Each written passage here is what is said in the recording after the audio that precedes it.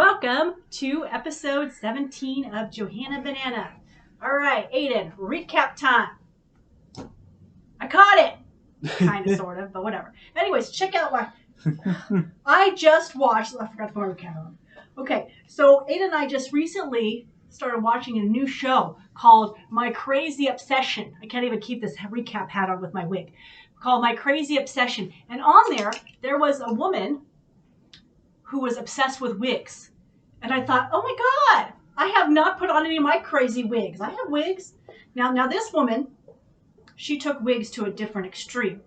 Here's where I thought was a little creepy dicky. Okay, I'm gonna take my glasses off because I can't even see. But these are fabulous glasses. Okay, the flamingo, the palm tree. I'm ready for summer. It's in the 90s now here in Arizona, so I thought, kind of feel like summer. Okay. Anyways, back to this lady with the wigs that I thought that she did something creepy deaky.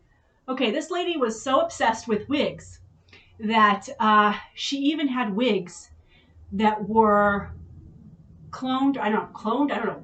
They were like her friends. She would wear different wigs of her friends, like their friends' hair coloring and their friends' styles.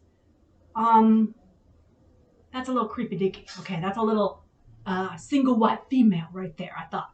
But there is nothing wrong with getting silly, because I'm all about that. Getting silly. I'm wearing my Hello Kitty sweatpants, and I'm wearing my butterfly shirt, and I'm getting silly with my wig. I have fun with wigs too. But don't worry, people. I'm not going to do a wig after any of you. You all have wonderful hair, and it looks great on you, but I would never wear somebody else's hairstyle. I don't know. I'm pretty, I get people do celebrity hairstyles, but I don't know. People, I just thought that was weird. But check out that show, My Crazy Obsession. It's really interesting because I like that show because people are just being themselves and doing what they love and do. And like the opening slide said, here's my Achilles heel, and this is probably the one theme that has kind of gone through every one of my relationships, and this is something that has caused me a problem every one of my relationships. I am a very sensitive person. I constantly hear you need to get thicker skin and things like that. And the reason being is because I was so sheltered, because I had my dad who was very loving and supportive and caring and interested in anything and everything I talked about. Whether I was showing a picture of my favorite stuffed animal that I loved, and he just listened so intently, where other people are like, okay, would you just shut up about the damn stuffed animal, okay? But my dad would listen to it, and he really cared. And I'm the same way. I mean, that's why I watch things like all the reality shows, because I like to learn about people's lives, and I think it's really interesting and fascinating. And I love when people are just being true to themselves, even though it's a bit strange. Like, it is kind of weird that she, does these wigs and of her friends, and there's some other people that have collections, and me. I mean, look at me. I'm a little girl. I got my stuffed animals and things like that. So it was a cool show to kind of watch about being yourself. And that's what I'm trying to do this year. I'm trying to completely be myself, love myself, like I said, because this is Love Yourself Part 2, which is the hardest thing to do for me, is to love myself, to accept the things that I can't change, and to just learn to be content. And that's what I'm trying to do. I want to be content. Everybody wants to feel loved and accepted and appreciated, and you just want to feel happy and content. And that's what I'm working for. So, yes, I am a little girl, and I love my stuffed animals, and I get sensitive. I get hurt very easily. I don't have thick skin. I didn't grow up with siblings, so I don't know how to tease and pranks and practical I don't know how to do that stuff. And maybe that was part of my problem too in my relationships. I'm not sure. But it was definitely an issue with the guy that I lived with, because he was far from being sensitive. And so that was my issue. Yeah. Okay, so let's get back to number 8. I did check it out. So the truck driver, the trucker, that's what we're going to call him, the trucker, is number 8 on my list, and I have 12 or 13. So we're getting there. So let's kind of like recap from this incident, because I don't I want to kind of talk about it because sometimes I feel like, oh my God, when I told you kind of the story the first time, the first part or part one, it kind of maybe made it sound bad because he did get into a car accident. And I don't want to sound like I was like he was injured or anything. Okay, so let's go back to when he was in a car accident because that was kind of the beginning of the end for us. Like I said, I never have these long, oh, we had a honeymoon period for a year. My honeymoon periods, and partially this is my fault because I dive in head first, 2 feet under, not thinking. I rush the relationship because I'm so desperate to make it work. And remember, I was so scared to be alone and all that. So when you want something so badly and you're a bit of a control freak, okay, because I'm not a go with the flow person, I'm a planner, which is why I'm like, okay, we're going to be a couple and this is the relationship. So yes, this is probably why my honeymoon periods don't last that long, I've discovered, because I dive in head first, not knowing. I rush the relationship, every one of my, God, what was it?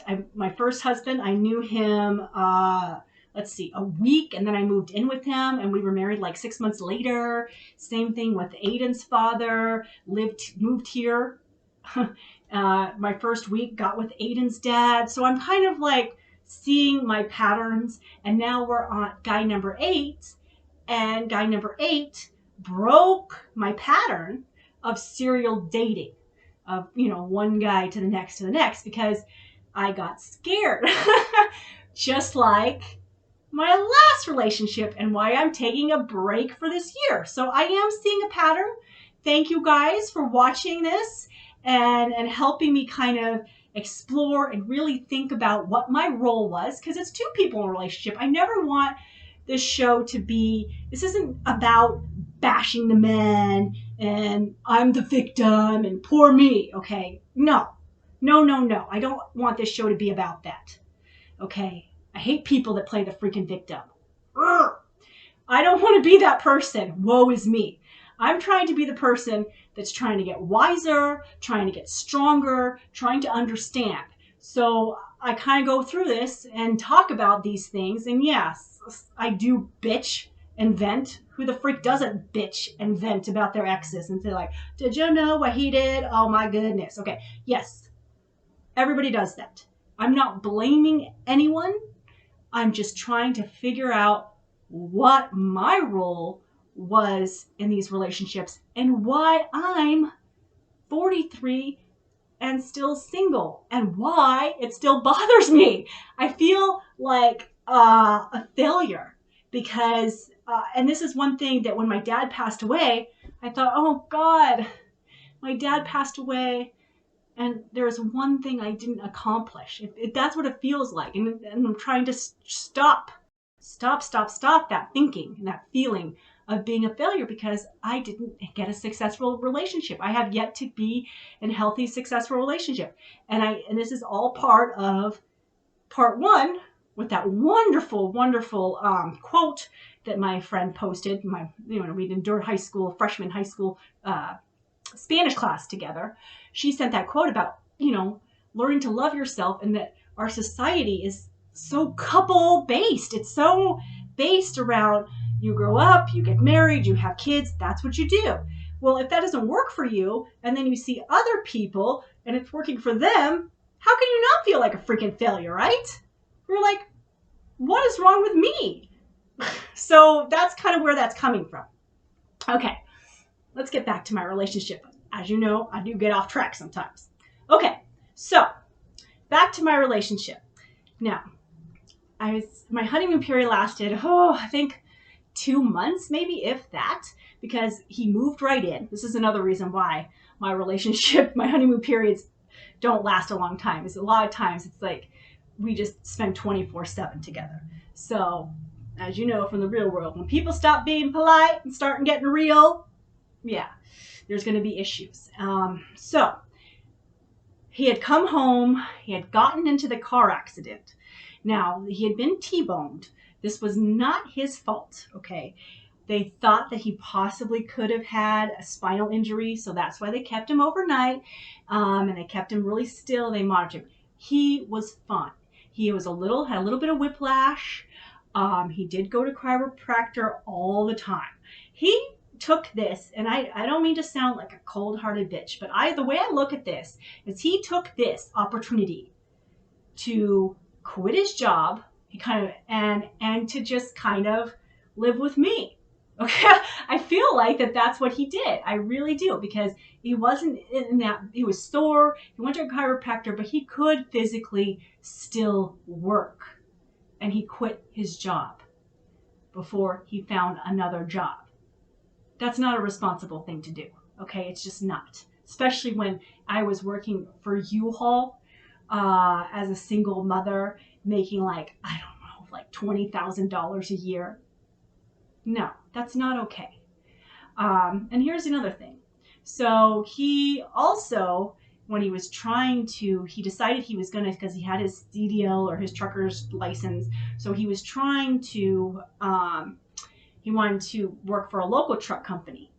Well, here's another thing that I had to endure and pay for. So after he spent 2 months just doing the chiropractor, it took forever for him to get the insurance payout. I think it took something like 6 months. And by that point, we were so far behind on our mortgage. The money had to go to the mortgage to pay that off, because I couldn't afford to pay my mortgage, because I was supporting him and trying to put food on the table. And my dad was paying the lights. I know this sounds insane. But he was not a very sensitive person. And he would say a lot of hurtful things. As my dad would say, he would just shoot from the hip. He was a straight shooter and no filters. And he's also one of these guys that, and this is the thing that I'm noticing, guys that are really want to step up and be your man. I know this is one line he said to me that this has kind of made me fall in love with him, and I thought I was going to be safe with him, was the fact that, and I will always tell guys, where I'm coming from. I tell guys about my past and everything, because I try to let them know the agenda I'm running with, because that's the thing that's very important. My dad would say, you want to be on the same page with that person, let them know where you're coming from. And so I would tell him, I'm like, my dad's been the only solid guy in my life. And he says, yes, your dad's taking care of you. Now it's my turn to take care of you. That made me fall in love with him. Never happened. But those lines, these guys know how to say the nicest things when they're buttering you up. And I'm so naive and gullible and an idiot, and I just buy it all. Not anymore. I'm not going to do that anymore, but I did, because I wanted it so badly. So finally, after 2 months of just drowning and just supporting, he finally was going to get another job at a trucking company, local trucking company. But here's the thing, he was also diabetic.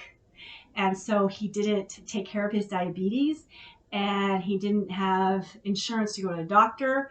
So guess what? I never knew this, but apparently you can buy insulin at Walmart for $80. So I had to pay $80 for insulin so he could do a drug test, praying to God that he was going to get this job, just praying to God that he was going to get this job as a local truck driver. And he did. He got the job as a local truck driver. The first job they called him on, they said, hey, I need you to haul. I don't know where it was. It was something might have been an overnight thing. He didn't want to do it. Here we were drowning in financial turmoil, not paying our mortgage and everything, and he just sitting on his butt. All he would do is sit on his butt with his tablet, and I was working so hard. He turned it down. And so you don't do that. You don't do that. The first time somebody offers you a job and you just turn it down. So they always kind of they had it out for him ever since then. And I don't blame them. I mean, he was always calling out sick. Oh my God, he was always calling out sick. It was just terrible. But here's the thing. Okay, so here's the straw that broke the camel's back. Okay. I could sense that he was cheating on me, just because of the weird things. There was different things that he would do and whatnot. I should also say that he lost the job. He got fired for the local truck driving job. He got fired because he had too many speeding tickets. He got a lot of speeding tickets in my car because he didn't have a car anymore. So he took my car. My aunt was kind enough she was buying a new car. So my aunt gave me her old car so Aiden and I could have a car. Even though I worked from home, my dad and my aunt felt really concerned the fact that I was home alone with Aiden, and if there was an emergency, we needed a car. So we got my car, and he was using my car for the drive, but he got a lot of speeding tickets in my car. One speeding ticket, I should say, cost like $500. And you want to know who paid that speeding ticket? So embarrassing, so horrible. My dad paid that speeding ticket. He never paid my dad back. He promised that he was going to pay my dad back, and he never did. He never did. He's him. I feel really bad about that. I feel the most guilty about that relationship. I was the dumbest. I was the biggest dumbass in that relationship because I really let him just, because I wanted it so badly, and I was so screwed up by the other guy and my self-worth. Like I'm really working on my self-worth. Was in the toilet. So I just kind of really just let him just railroad us all in, and it was such a nightmare. But I knew that he was cheating on me, but I didn't want to. I was scared. I was scared. I was having those moments of a few good men, where it's like, you can't handle the truth, and I thought I couldn't handle the truth. I was terrified of the truth, but I knew that he was cheating on me, but I just wasn't sure until Jiffy Lube. Jiffy Lube was the straw that broke the camel's back. Okay, so he said he was working out of town, all right? But I did think it was a bit suspicious. I kind of felt like he wasn't out of town, but I had fallen out of love with him. I was so disgusted with him, but I didn't want to kick him out because he had burned bridges with his family. That's another red flag, right? When they burn bridges with the family. He'd burned bridges with his family after his mother had passed away, like I mentioned in the first episode. He had burned bridges with his family. And he didn't have a place to live. And I prayed every night, like, how am I going to get out of the situation? Because I didn't want to kick him out, but I certainly wasn't in love with him anymore. I don't know if I was ever truly ever in love with him or just the idea of him. I don't know which. But I was just so miserable, but I was scared. I was so scared, again, of the breakup and how to break up with him, because he was a very aggressive, kind of come out swinging when we would be out in public and somebody would look at me, what you looking at? He was one of those kind of guys. And so I was scared. I was scared of him. I didn't know how to get in a situation. So anyways, Jiffy Lube. So working from home, all of a sudden, he said he was working out of town.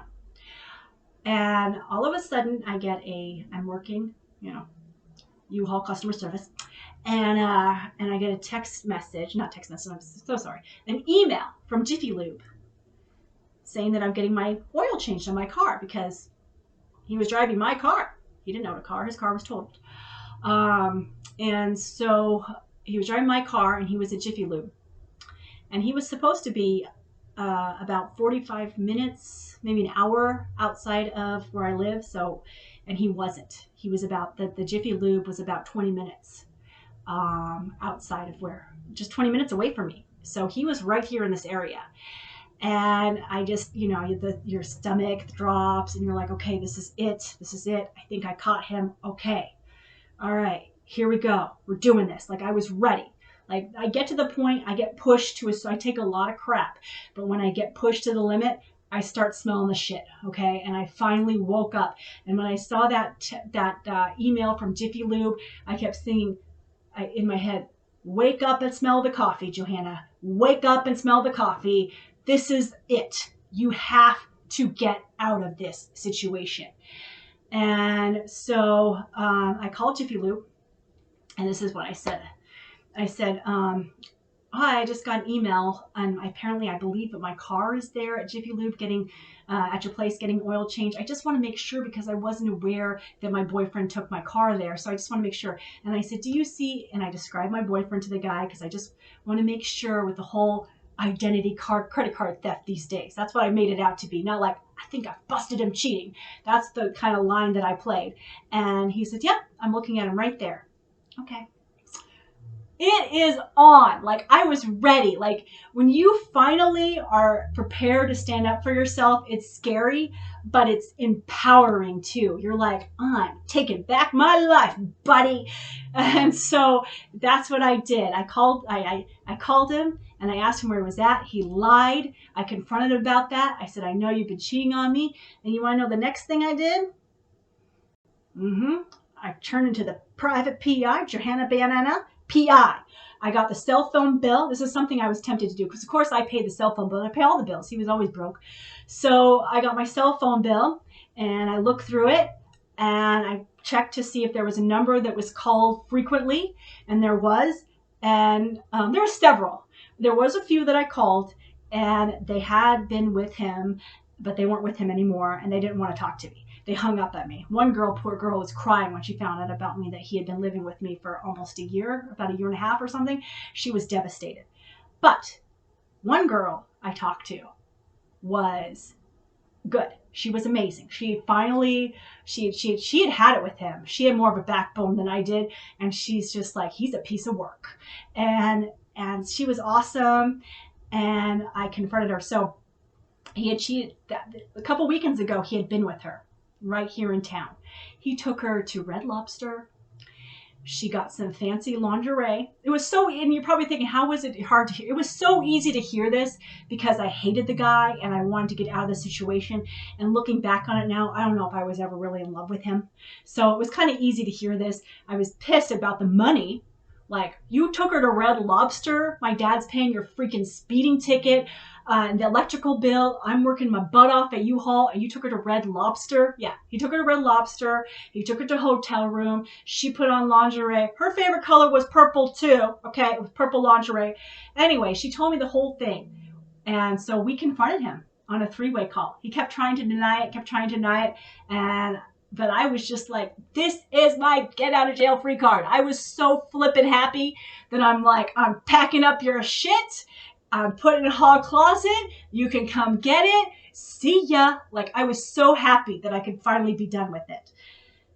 Yeah, it was a great feeling to take back my life, to pile up all his junk, put it in my hall closet, and say, come pick it up, buddy. It was awesome. Here's the thing, though. He didn't make it easy for me. I remember the car accident. That damn car accident. Urgh! Okay. He claimed that the money, the $5,000 settlement that he got, that we had to use to pay back our mortgage because we were, about to lose our condo, my condo, I should say. He claimed that he should have got that money, that he shouldn't have given it to me, that it was my fault for getting behind on the mortgage. Yeah. And that money should have gone to the car. So he said, that money's for the car. So my car, he said that money that he got from the insurance company was for the car. So the car, he says, I'll move out. He was moving in with some other girl. I found out later. He's moving in with another girl. So that's why he didn't fight it. Because there was another time, I should back up, that I broke up with him again. Or he broke up with me. He was one of those that was in a fit of anger, like, we're done.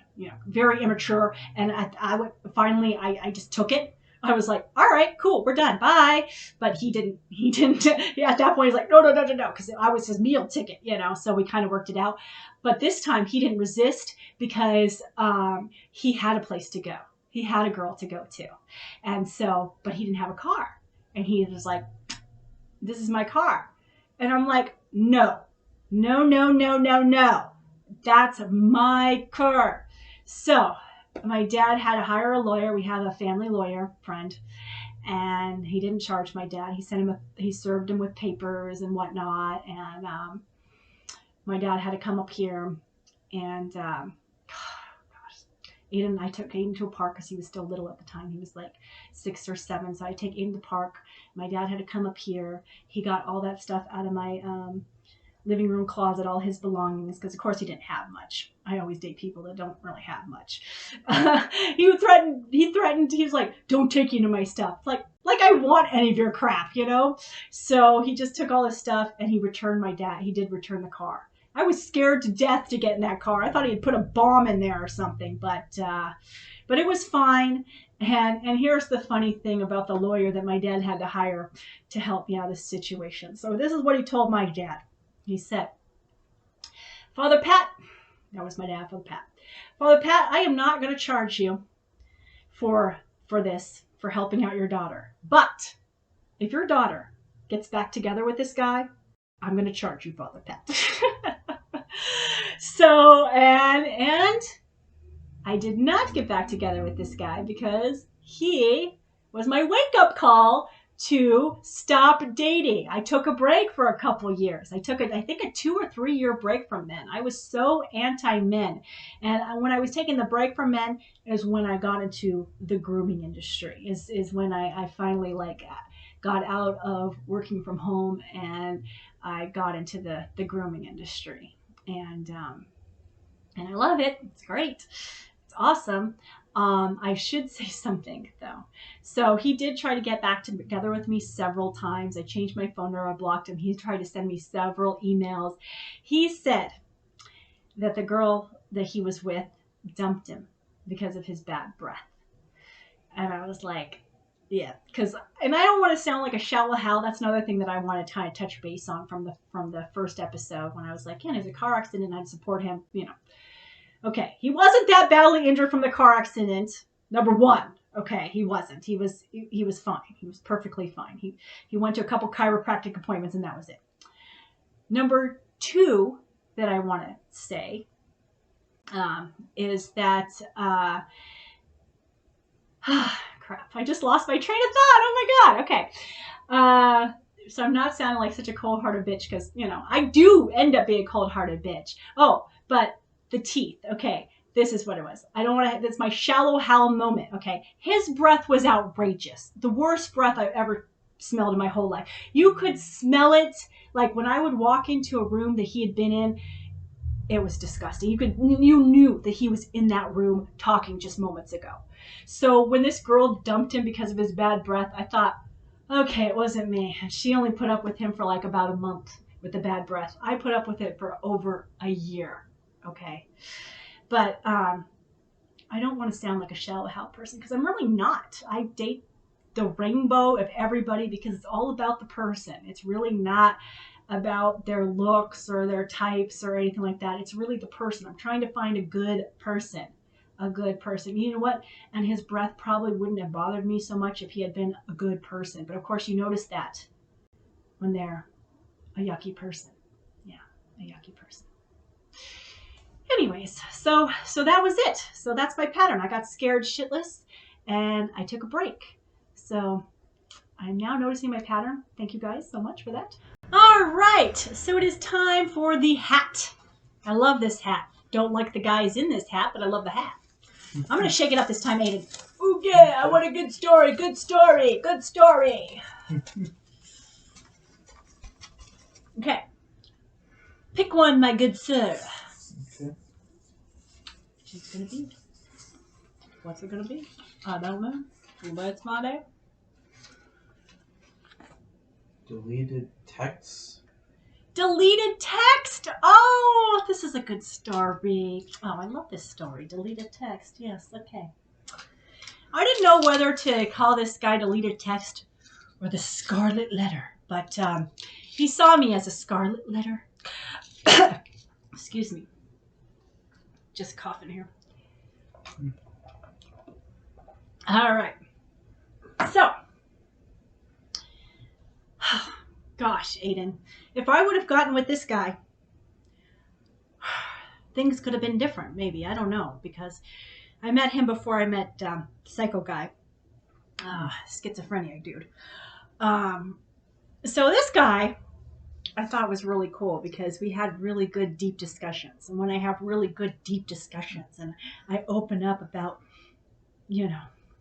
what a little girl I am, and how close I was to my dad, and any guy to put up with all my cute pictures that I send of all the dogs. And he loved them all. And anyways, so this guy had definitely gotten screwed over big time.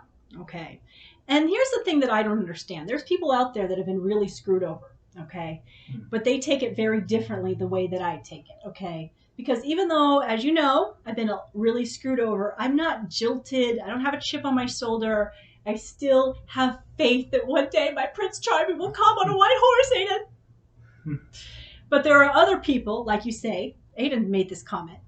He says that I don't notice the red flags. However, Aiden said there are some people that go looking for red flags. And that's what this guy was doing. Okay. He had obviously been really screwed up. Okay. And he didn't trust people. And so, which is why I think he took his time to really talk to me and be invested in what I was doing. And at the time, I really liked this. Okay. Um, so we really kind of got to know each other. He made sure he tested me, made sure to call me at night, so I wasn't married or with a significant other. I kind of felt like some of these guys you kind of feel like you have to jump hoops with because they're always like, are you going to screw me over? Gonna screw me over? Are you lying about that? They'll ask you the same questions twice. But go ahead, buddy. I'm an open book that doesn't mind talking. So I don't care when these guys put me through these kind of tests and things like that and try to see if my story changes. Pfft, whatever. I got nothing to hide. I'm Johanna Banana. Sleeps with stuffed animals. Works with dogs. Wears Hello Kitty sweatpants. Like, who free cares, right? Anyhow. So he had obviously been really hurt. Now, as you know, everyone should know, I sent a lot of text messages to a lot of my customers of cute dog pictures, okay? And so a lot of times, sometimes I will clear out text messages. There's people out there that never delete their text messages. I'm a person, do you, Aiden? Do you delete you never delete text messages? No. Okay, I have to delete text messages because I don't want to accidentally do a mistake text. Okay, I have an old boss. I'm not going to say his name. Ada knows who I'm talking about. Who thought he was texting somebody else when he was bitching about somebody else. Okay, and I've done that. I've texted people, my girlfriends. I'll be like, so and so, and like, it's me. Okay, so and it's so embarrassing. You're like, oh my god. Luckily, when I've done it, it's been innocently, and I'm not like bitching about like, I hate that bitch, and then that's not the person. But anyways, that's my biggest fear. And plus, I'm texting customers and stuff, so I don't want to accidentally, mix up my text messages, so I delete text messages. So he didn't realize that I was deleting text messages, and he had a Jack Russell dog named Sadie. And I wanted to show my my boss, S&B, that I talked about in one of my episodes. I love her. And I was like, oh my God, you have to see this cutest dog, Sadie, ever. Well, what did I do, Aiden? I deleted the text message with the picture. Oops, sorry. So I went to text him and I said, hey, can you send me another picture of Sadie, please? Because I want to show my boss. That was the kiss of death. I became the scarlet letter, because somebody that deletes text messages, Aiden, in his mind, and a lot of people's minds, are cheaters. Yeah. So, but here's where I'm kind of proud of myself. So first, I didn't even think anything of it when I just innocently said, hey, send me another picture of Sadie so I can show my boss. I mean, it seems so innocent, right? Like, even when I tried to explain this to LB, she's like, I don't get it. Yeah. Because you really have to overthink to get it and to worry about it and to think, and there wasn't anything there. So, so that's what happened. So when I told him this, he says, I already sent you one a week ago. Did you delete it? Yes, I'm sorry. I delete text messages. And then because I'm so nice and I hate hurting people and I'm a people pleaser, I said, I know that does kind of seem, he's like, that's bad. He's like, I know it seems bad, but I almost got into a whole explanation. I thought, you know what, dude?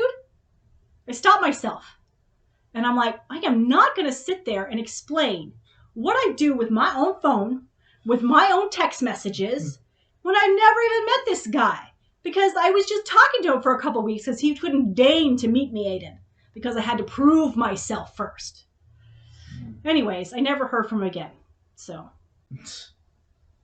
yeah. So, that was deleted text guy. And I was a scarlet letter. Because people that delete texts are cheaters, apparently. No, people that delete texts are trying to keep their text straight and not get mixed up. I mean, I'm sure cheaters do delete texts. But people that try not to accidentally text the wrong person delete text too. Okay, it's not always a cheater. I'm just saying. Thank you.